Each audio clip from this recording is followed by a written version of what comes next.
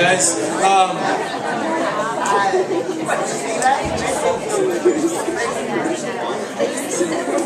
Hey, I want you to take a look real quick. So this glass thing, that's your life. We're going to call that your life tonight. All right, everybody got that? I know you guys are cramming for finals, but can you just bear with me? So this is your life. These tennis balls, they resemble the things that are super important in your life. So like your family, your friends, those types of things. So your relationships and the things that really matter. Those things in your life that if they were taken away, you'd just be absolutely devastated. Okay? So we're gonna put those in here. Okay, now this tree bark, okay, these are the things that they're kind of important but don't really matter. It's just like your house, your car. I heard somebody say schoolwork. Okay. You didn't hear it from me. So that's that. I think if we looked at this vase, this life, I think we'd probably say that's pretty full, right? That's a full life we got going on. But see what happens then is here, this jar of sand, this is the stuff that just doesn't matter. This is the stuff that really doesn't matter, that consumes us, it takes up our time, but it's those things in life that really don't matter.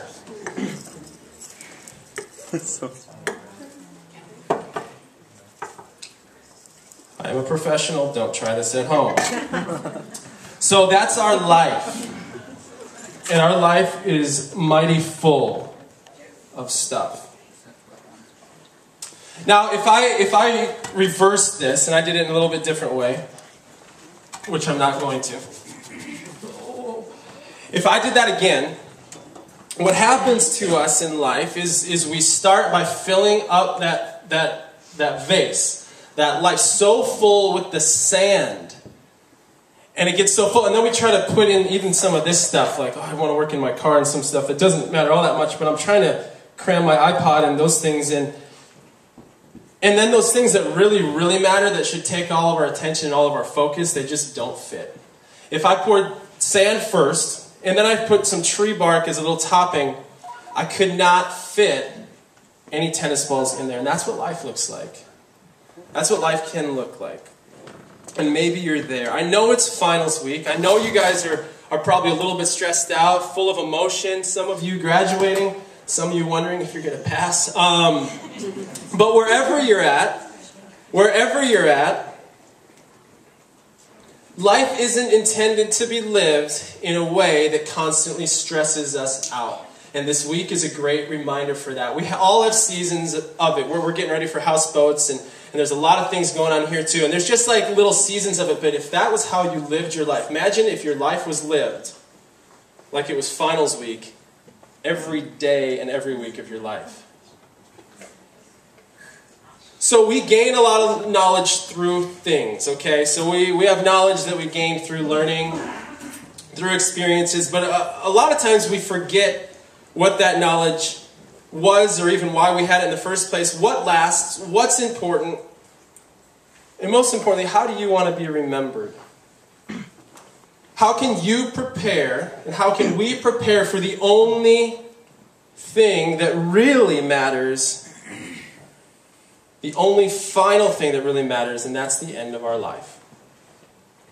The other night I was sitting with my wife and we were just chatting, and I don't know how we got on the discussion, but the topic came up of presidents, and I was born a couple years before Johanna, and so we were actually born under different presidents, and it was really funny because I'm like, who was the president when you were born? And she's like, I don't know. I'm like, okay. She's like, can you give me some initials? I said, sure. I said, RR. She's like, like, okay. Then she got it. She said, oh gosh, Ronald Reagan. And then this is great. And then I said, well, I was born under a different president right before Reagan, and for about 6 months of my life, this was the president when I lived in the U.S. And it was, and she's like, Nixon? She's not here, so I'm not making fun of her. She allowed me to say this tonight. She's like, Nixon? And I'm like, no. Gosh. Ford? No, it's fine that I just give her the initials. Lincoln. I'm like, JC. Lincoln. That was actually after. That's in middle school. I go, JC. And she's like, JC. CA. Not ringing it. CAR. Oh, Carter. Okay, and so I was having a little fun with this, and I'm just like asking herself, hey, who are the first 7 presidents of the U.S.? And we started talking about all this stuff. And it was actually really funny. And at one point, I stopped her and I go, dude, wasn't your major in college history? And she goes, yeah, but it was World War II history. I said, oh, what was the major event that started World War II? She's like, But then she says something to me which made some sense. She goes, here's the thing. I studied that stuff so I knew it. I studied so I could take tests. And I knew the information, I retained it for so long so I could take a test and I could get a grade. And then I would move on to something because why? Because I wasn't needing that information, I wasn't applying that information. So I didn't need to know a lot of that stuff. Nothing in my life that I encountered, I needed to know that stuff. So eventually those things kind of pass away. Where she said, you, meaning me, I know all of this random obscure stuff. I could ramble off baseball player facts from like 1970s to you if you want. Like I know all this kind of random stuff that just goes through my mind that I retain. But what's funny is we all kind of take tests differently. We all retain information differently. We all learn information differently. But what happens in our faith is if we don't apply that stuff in our faith life, it's the same thing. We could learn something about God. We could have an amazing experience with God. But if we don't continuously apply that, before we knew it, something that was so close and so dear to us could become, gosh, what was that again?